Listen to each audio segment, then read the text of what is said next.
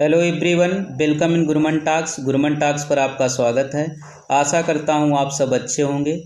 आज का महत्वपूर्ण टॉपिक है भारत की प्रमुख जनजातियाँ। भारत की प्रमुख जनजातियाँ आपकी आने वाले सभी एग्ज़ाम्स के लिए इम्पॉर्टेंट है, क्योंकि यहाँ से 1 से 2 क्वेश्चन आपके हर एग्ज़ाम में पूछे जाते हैं।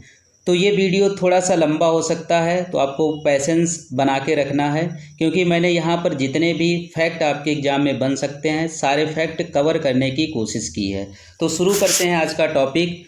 तो जनजातियों को कुछ लोगों ने अलग अलग संज्ञाओं से अभिहित किया है। ये बात आपको ध्यान रखनी है। जैसे अगर हम बात करें कि ठक्कर बापा ने जनजातियों को आदिवासी कहा है, और ठक्कर बापा के बारे में आपको याद रखना है कि इन्हें आदिवासियों का मसीहा कहा जाता है। ये पॉइंट भी आपसे एग्जाम में पूछा जाता है। सर्बेंस ने इन्हें पर्वतीय जनजातियां कहा है, अंग्रेजों ने दलित वर्ग कहा है, और भारतीय संविधान में अनुसूचित जनजातियां कहा गया है। ये पॉइंट आपको ध्यान रखना है।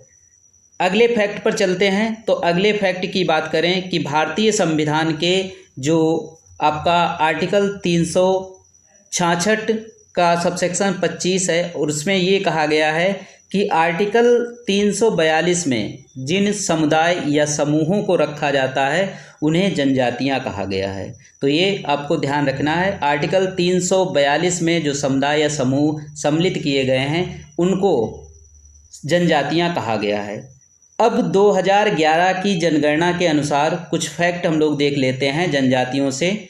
तो अगर हम बात करें 2011 की जनगणना के अनुसार, तो अनुसूचित जनजातियां जो हैं उनका परसेंटेज है भारत की जनसंख्या का 8.6%। और अगर हम स्टेट की बात करें तो सर्वाधिक आपका मध्य प्रदेश में जनजातियां पाई जाती हैं, जो कि समस्त जनजाति का 21.1% है। और सर्वाधिक प्रतिशत की अगर बात करें तो लक्षद्वीप में 94.8% और मिजोरम में 94.4% जनजातियां पाई जाती हैं। ये आपका इम्पॉर्टेंट फैक्ट है, इसको ध्यान रखना है। अगला इम्पॉर्टेंट फैक्ट है आपका, आपसे पूछा जाता है कि किस स्टेट या यूटी में आपकी जनजातियां नहीं पाई जाती हैं। तो आपको ध्यान रखना है दिल्ली, हरियाणा, पंजाब, चंडीगढ़, पुद्दुचेरी, यहाँ पर कोई भी अनुसूचित जनजातियाँ आपकी नहीं पाई जाती हैं। दिल्ली, हरियाणा, पंजाब, चंडीगढ़, पुद्दुचेरी। तो ये फैक्ट भी आपका मोस्ट इम्पॉर्टेंट है, इसको ध्यान रखना है। अगले फैक्ट की बात करते हैं। जो 2011 की जनगणना है उसके अनुसार जो जनजातियों का लिंगानुपात है, सेक्स रेशियो है, वो 990 है। सर्वाधिक जो लिंगानुपात है वो गोवा में आपको देखने को मिल जाएगा 1046, और न्यूनतम जो है ये जम्मू कश्मीर में आपका 924 देखने को मिल जाएगा। अब अगले फैक्ट की बात करते हैं कि कौन से शीर्ष 5 राज्य या केंद्र शासित प्रदेश हैं जहां पर आपकी जनजातियां सबसे अधिक पाई जाती हैं। तो इसमें पहले नंबर पर मध्य प्रदेश है, दूसरे नंबर पर महाराष्ट्र है, और तीसरे नंबर पर उड़ीसा है, चौथे नंबर पर राजस्थान है, और 5वें नंबर पर गुजरात है। आपको ध्यान रखना है मध्य प्रदेश, महाराष्ट्र, उड़ीसा, राजस्थान और गुजरात, ये सीक्वेंस है 5 राज्यों की जहां पर जनजातियों की जनसंख्या सबसे अधिक पाई जाती है। अगले 5 राज्य और केंद्र शासित प्रदेश देख लेते हैं जहां पर प्रतिशत में जनसंख्या जो है जनजातियों की सबसे अधिक है। तो प्रतिशत में अगर बात करें तो लक्षद्वीप में अभी आपने देखा था 94.6% जनजातियां आपकी लक्षद्वीप में। मिजोरम दूसरे नंबर पर है आपका 94.4%, तीसरे नंबर पर आपका नागालैंड है, चौथे पर मेघालय है, और 5वें नंबर पर अरुणाचल प्रदेश है। अगला जो फैक्ट है हमारा कि सर्वाधिक जनसंख्या वाली जनजातियां कौन सी हैं। 4 जनजातियों के बारे में बताया गया है कि सर्वाधिक जनसंख्या किन जनजातियों की है। तो उसमें भील आपका पहले नंबर पर आता है, गोंड आपका दूसरे नंबर पर, संथाल तीसरे नंबर पर, और नैकदा चौथे नंबर पर आता है। तो आपको ध्यान रखना है भील भारत की सबसे जनसंख्या वाली जनजाति है, गोंड दूसरे नंबर पर, तीसरे पर संथाल है, और चौथे पर नैकदा है। तो चलते हैं अगले फैक्ट पर। और अगले फैक्ट की अगर बात करें कि भारत में आपसे पूछा जाता है कौन सी जनजातियां जो हैं वो संकटग्रस्त हैं। तो आपको तमिलनाडु में याद रखना है कि कोटा, टोडा और उराली नाम की जनजातियां जो हैं ये संकटग्रस्त हैं। सिक्किम में लेप्चा जनजाति, छत्तीसगढ़ में कौरड़ा जनजाति, उत्तराखंड में राजी जनजाति और अंडमान निकोबार में ओंगे, जारवा और सोम्पेन नाम की जनजातियां जो हैं ये आपकी संकटग्रस्त जनजातियां हैं। चलते हैं अगले मोस्ट इम्पॉर्टेंट फैक्ट पर, और यहाँ से हम लोग देखेंगे कि जनजातियों में कौन कौन सी परंपरा प्रचलित हैं। जैसे अगर आप देखेंगे कि आपसे क्वेश्चन पूछा जाता है किन जनजातियों में मातृवंशीय परंपरा पाई जाती है, तो आपको ध्यान रखना है गारो, खासी और नायर जनजाति में मातृवंशीय परंपरा पाई जाती है। गारो और खासी जो जनजातियां हैं आपकी ये मेघालय में मिलती हैं, और नायर जनजाति है ये केरल में पाई जाती है, ये भी आपको ध्यान रखना है। कौन सी जनजातियां बहुपत विवाह करती हैं, तो आपको याद रखना है खस, टोडा, कोटा और नायर। आपको बता दिया कि नायर केरल में है, टोडा और कोटा तमिलनाडु में आपको मिल जाएंगी, और खस जनजाति जो है ये आपकी उत्तराखंड में देखने को मिल जाएगी। फिर आपसे क्वेश्चन पूछा जाता है कि कौन सी जनजातियां आपकी पशुपालक हैं, तो आपको ध्यान रखना है कि टोडा जो जनजाति है ये आपकी पशुपालक है जो कि भैंस का पालन करती है, और बक्करवाल और गद्दी जनजातियां ये आपकी हिमाचल प्रदेश में देखने को मिल जाएंगी, और ये भेड़ और बकरी का पालन करती हैं। आपसे पूछा जाता है कि पहाड़ी खेती करने वाली जनजातियां कौन सी हैं, तो आपको याद रखना है गोंड है, बैगा है, गारो है और आपातानी। आपातानी जनजाति जो है ये आपकी अरुणाचल प्रदेश की एक जनजाति है। आगे बात करेंगे, चलते हैं अगले फैक्ट पर, और अगले फैक्ट की बात करें तो विवाह का स्वरूप कि किन जनजातियों में कौन सा विवाह आपका किया जाता है उसकी बात करते हैं। तो सबसे पहले हम लोग देखेंगे परिविच्छा विवाह, और परिविच्छा विवाह जो है ये कुकी जनजाति के द्वारा किया जाता है। कुकी जनजाति जो कि मणिपुर की एक जनजाति है। हरण विवाह गोंड जनजाति, परीक्षण विवाह भील जनजाति के द्वारा, और सेवा विवाह थारू और खासी जनजाति के द्वारा किया जाता है। दुधवा लौटवा विवाह गोंड जनजाति, राजी खुशी हो जनजाति, चुटकुट्टा विवाह थारू जनजाति, और प्रेत विवाह जो है ये न्यूर जनजाति के द्वारा किया जाता है। ये फैक्ट आपको ध्यान रखने हैं। अब हम लोग शुरू करते हैं कि किस स्टेट में और केंद्र शासित प्रदेश में कौन सी जनजाति पाई जाती है, और एक एक स्टेट करके हम लोग देखेंगे। तो हम लोग शुरू करते हैं, पहला स्टेट है आपका नागालैंड। नागालैंड में आपको दो जनजातियां याद रखनी है। एक तो नागा के बारे में आपसे डायरेक्टली नहीं पूछा जाता है कि किस स्टेट की जनजाति है, क्योंकि नागा से नागालैंड आप बता देते हैं, लेकिन कोन्नेक के बारे में पूछा जाता है कि कोन्नेक जनजाति कहाँ पर पाई जाती है, तो आप बताते हैं नागालैंड में। नागा जनजाति के बारे में फैक्ट आपसे पूछे जाते हैं। नागा जनजाति के लोग जो हैं वो विवाह के समय पुरुष जो होता है उसको नरमुंड माला पहनकर शौर्य प्रदर्शन करना पड़ता है। विवाह के समय जो पुरुष होता है उसको नरमुंड माला पहनकर शौर्य का प्रदर्शन करना पड़ता है। ये फैक्ट आपको ध्यान रखना है, इस फैक्ट से आपसे क्वेश्चन पूछा जा सकता है। दूसरा फैक्ट आपको ध्यान रखना है कि जो नागा जनजाति है इसके द्वारा मिथन त्यौहार मनाया जाता है। मिथन त्यौहार ये आपसे पीसीएस में पूछा हुआ क्वेश्चन है कि मिथन त्यौहार किस जनजाति के द्वारा मनाया जाता है, तो आपको याद रखना है नागा जनजाति के द्वारा। जो नागा जनजाति है इनमें शिकार नृत्य देखने को आपको मिलेगा। ये लोग मनुष्य के सिर का शिकार करते हैं, और उसके बाद ये जब घर वापस लौटते हैं तो नाच गाना करते हैं। इसी को शिकार नृत्य कहा जाता है, और यही शिकार नृत्य आपको खासी जनजाति के द्वारा भी किया जाता है, ये भी आपको ध्यान रखना है। अगला स्टेट है मणिपुर, और मणिपुर में आपको दो जनजातियां याद रखनी हैं। एक तो आपकी कुकी जनजाति है, मोस्ट इम्पॉर्टेंट है, और मैठी जनजाति। कुकी और मैठी मणिपुर, इनके द्वारा जो कुकी जनजाति है इसके द्वारा परिविच्छा विवाह किया जाता है। ये फैक्ट मैंने आपको ऊपर ही बता दिया था। फिर बात करते हैं मिजोरम की। मिजोरम में आपका लाखर, पाबी और मिजो नाम की जनजातियां पाई जाती हैं। मेघालय की बात करें तो मेघालय में गारो, खासी, मेकिर, जयंतियां इस नाम से आपकी यहाँ पर पहाड़ियाँ भी पाई जाती हैं, और इसी नाम से आपकी यहाँ पर जनजातियाँ भी पाई जाती हैं। इनके बारे में कुछ आपके इम्पॉर्टेंट फैक्ट हैं, उनको कवर कर लेते हैं। जैसे अगर बात करें जो गारो और खासी जनजातियां हैं इनमें मातृवंशीय परंपरा आपको देखने को मिल जाएगी। जो गारो जनजाति है इसके द्वारा पहाड़ी खेती की जाती है, और इस जनजाति में युद्ध नृत्य आपका प्रचलित है।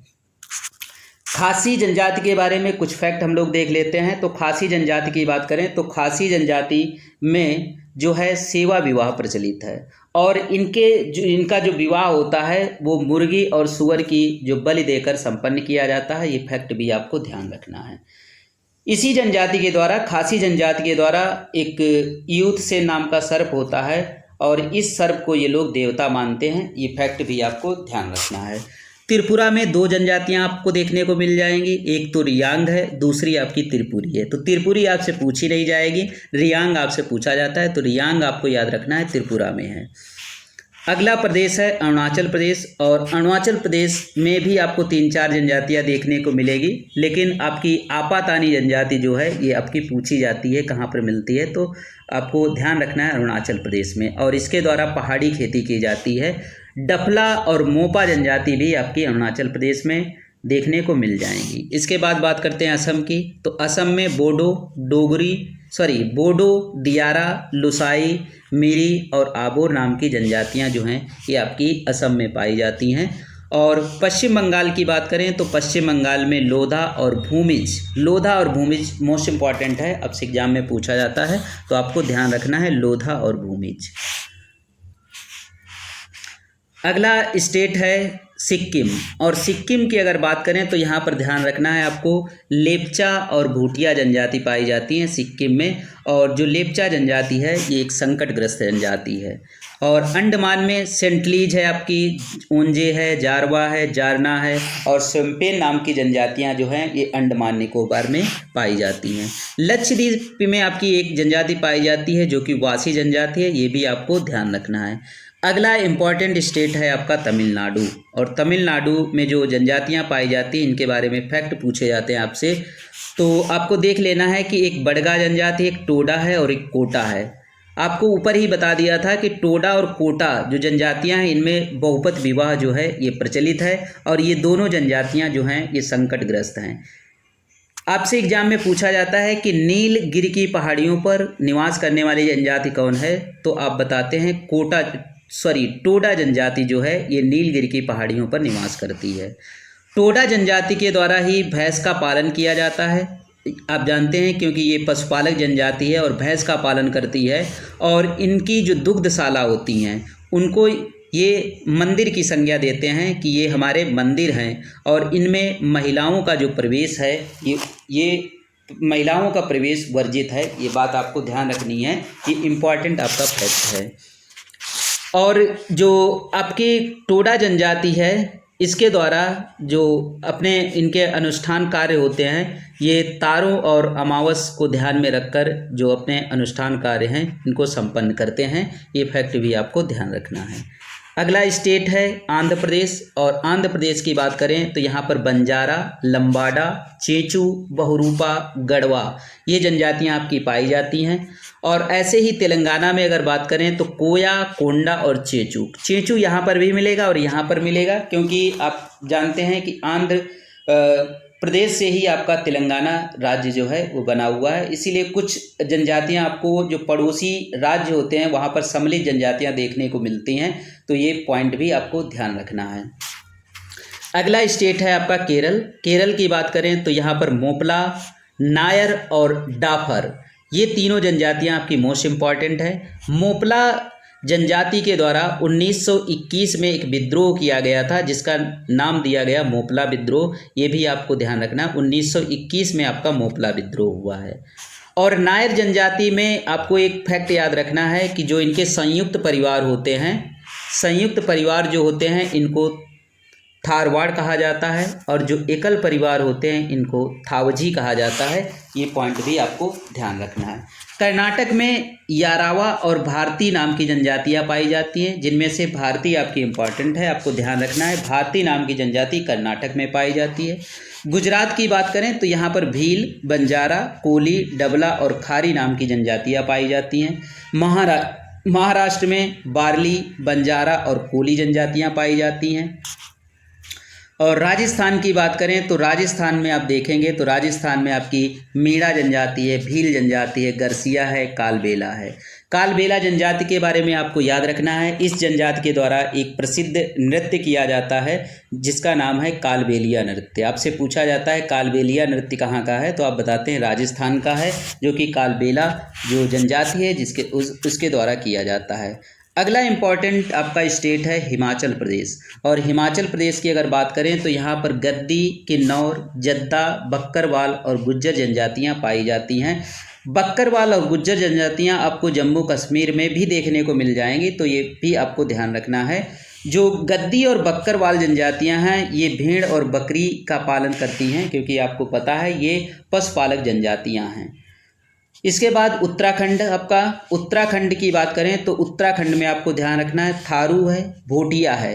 देखिए भोटिया जनजाति अलग है और भूटिया जनजाति अलग है। भूटिया आपकी सिक्किम में देखने को मिलती है, लेप्चा और भूटिया सिक्किम, लेकिन भोटिया जनजाति आपकी उत्तराखंड में देखने को मिलेगी। भोटिया और थारू ये दोनों जनजातियाँ उत्तर प्रदेश में भी पाई जाती हैं, ये बात भी आपको ध्यान रखनी है। तो खस जनजाति ये भी आपकी इम्पॉर्टेंट है, पीसीएस में पूछा हुआ क्वेश्चन है। और जौनसारी जनजाति जो है ये उत्तराखंड में पाई जाती है, कई बार एग्जाम में क्वेश्चन पूछा गया है, क्योंकि ये इम्पॉर्टेंट इसलिए है क्योंकि जौनसारी जनजाति जो है ये उत्तराखंड की सबसे बड़ी जनजाति है। ये पॉइंट भी आपको ध्यान रखना है। तो जौनसारी और राजी ये दोनों जनजाति आपकी उत्तराखंड की हैं। थारू की बात करें, थारू से कुछ आपके इम्पॉर्टेंट फैक्ट देख लेते हैं। तो थारू की बात करें तो इस जनजाति में शिकार नृत्य किया जाता है और इस जनजाति में चुटकुट्टा विवाह जो है ये प्रचलित है। यह जनजाति आप देखेंगे तो उत्तराखंड के नैनीताल जिले से उत्तर प्रदेश के गोरखपुर जिले तक निवास करती है। ये बात भी आपको ध्यान रखनी है। कहने का मतलब जो आपका उत्तर प्रदेश और उत्तराखंड का तराई वाला क्षेत्र है वहाँ पर थारू जनजाति आपकी निवास करती है। और जो इम्पॉर्टेंट फैक्ट आपका यहाँ से पूछा जाता है, आपसे कहा जाता है कि किस जनजाति के द्वारा दीपावली को शोक के रूप में मनाया जाता है, तो आपको ध्यान रखना है थारू जनजाति के द्वारा। अगला स्टेट है हमारा उत्तर प्रदेश। और अगर उत्तर प्रदेश की बात करें तो उत्तर प्रदेश में थारू और भोटिया जनजाति जो है आपको देखने को मिलती हैं। मैंने नोट करके भी लिखा है कि भूटिया जनजाति है आपकी, ये आपकी सिक्किम में मिलेगी, लेकिन भोटिया जनजाति ये उत्तर प्रदेश और उत्तराखंड में आपको मिल जाती है। उसके बाद आपका उड़ीसा है। उड़ीसा में मुआंग, भुइयां, संथाल, हो, कोल, गुंडा और उराव जनजातियां उड़ीसा में पाई जाती हैं। और यहीं पर आप झारखंड देखेंगे तो झारखंड और उड़ीसा में कुछ आपको कॉमन जनजातियाँ मिल जाएंगी, जैसे संथाल आप देखेंगे, संथाल है, हो है, तो ये जनजातियां आपकी कॉमन हैं। और बीरहोर जनजाति भी आपकी झारखंड में पाई जाती है, इंपॉर्टेंट है, आपसे पूछा जाता है। कोरबा है, भुइयां है, गोंड है, ये जनजातियां आपकी झारखंड की हैं। तो गोंड आप जानते हैं कि गोंड जो जनजाति है ये भारत की दूसरी सबसे बड़ी जनजाति है। सबसे बड़ी जनजाति आपकी भील है और दूसरे नंबर पर गोंड है। संथाल से एक पॉइंट आपको याद रखना है कि संथाल में जो पुजारी होता है उसको नायक कहा जाता है, ये बात आपको ध्यान रखनी है। अगला फैक्ट आपका मुंडा जनजाति से देख लेते हैं और हो जनजाति। इनमें दो मान्यता है। मुंडा जनजाति के लोगों का ये मानना है कि ये लोग क्या करते हैं, ये लोग पहाड़ी पर जाकर के, पहाड़ी की चोटी से जाकर के ये सभी प्रकार के पत्थरों को नीचे फेंकते हैं और जिससे जो पत्थरों की गड़गड़ाहट होती है वो बिजली की गड़गड़ाहट से मैच कर जाए और जिससे क्या हो, बारिश हो। ये इन लोगों का मानना है। और हो जनजाति के बारे में फैक्ट ये है कि ये लोग आग जलाकर धुआं करते हैं और जिससे क्या हो, वो धुआं जो है ये आसमान में छा जाए और जिससे क्या हो, बादल आपके जो हैं बादल छा जाएं और उससे आपकी बारिश हो। ये इन लोगों का मानना है। तो मुंडा और हो से आपको ये फैक्ट याद रखने हैं। अगला प्रदेश है आपका मध्य प्रदेश। और मध्य प्रदेश की बात करें तो मध्य प्रदेश में आपको याद रखना है भील जनजाति। और भील जनजाति आप जानते हैं भारत की सर्वाधिक जनसंख्या वाली जनजाति है। इसके अलावा आपकी लंबाड़ी है, मूरिया है, बैगा है, मुंडा है, कोल है, ये भी जनजातियां आपकी मध्य प्रदेश में पाई जाती हैं। अगला स्टेट है आपका छत्तीसगढ़। छत्तीसगढ़ में आपका कवरड़ा और मुरिया जनजाति पाई जाती हैं और पंजाब में आपको सांसी जनजाति जो है इसको याद रखना है। यहाँ पर कुछ आपके 2-4 फैक्ट बचे हुए हैं, बाकी आपका पूरा मैंने कवर कर लिया है। तो इन फैक्ट को भी देख लेते हैं।